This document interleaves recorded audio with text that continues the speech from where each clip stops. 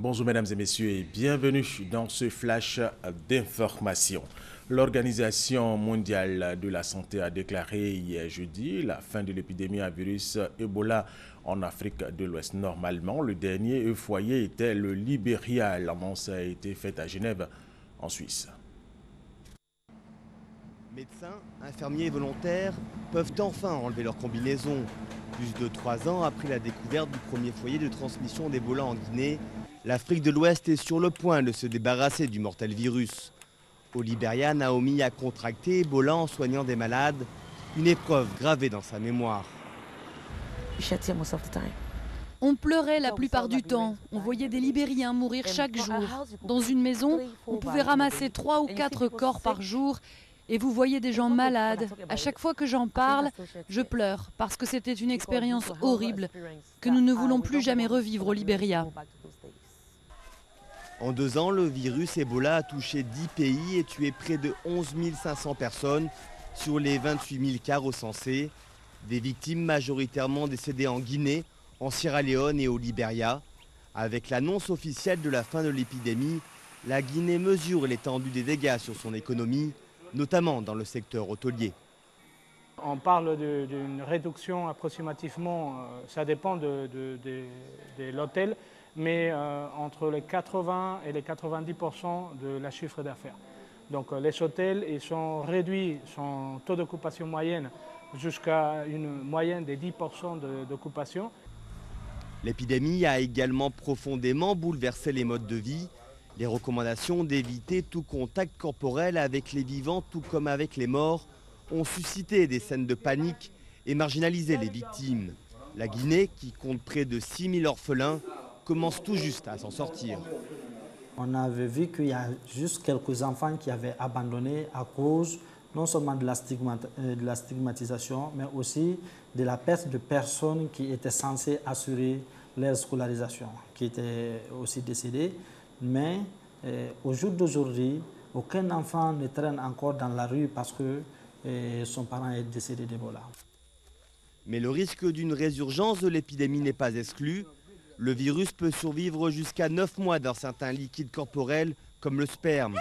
Le Libéria en a fait l'amère expérience. Déclaré débarrassé d'Ebola en mai puis en septembre 2015, le pays a connu plusieurs retours de la maladie. Après la Sierra Leone en novembre et la Guinée en décembre 2015, c'est au tour du Libéria d'être officiellement déclaré libéré d'Ebola par l'Organisation mondiale de la santé, soit 42 jours après le dernier test négatif sur l'ultime patient. L'Afrique de l'Ouest peut enfin tourner la page de la pire épidémie d'Ebola depuis la découverte du virus en Afrique centrale en 1976.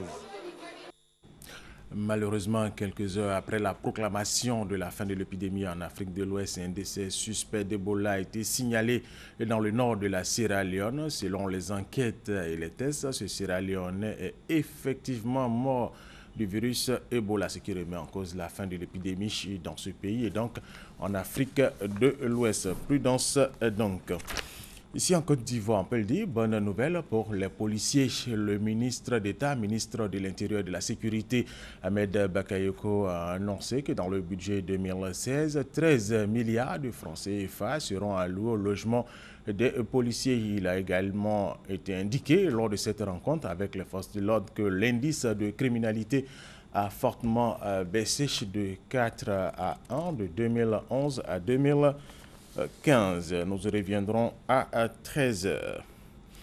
La Direction générale des impôts pour l'année 2015 a collecté 1658,3 milliards de francs CFA, un peu moins que la prévision de recettes fixée initialement à 1672 milliards de francs CFA, ce qui fait que le taux de réalisation est de 99,2%. Cela a été annoncé lors de la rencontre annuelle d'évaluation des performances de la régie financière. Pour 2016, les objectifs de collecte des impôts sont de l'ordre de 1896,5 milliards de francs CFA.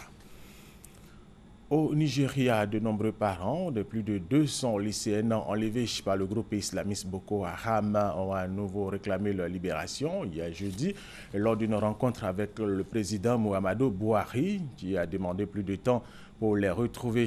Les manifestants ont marché dans les rues d'Abuja.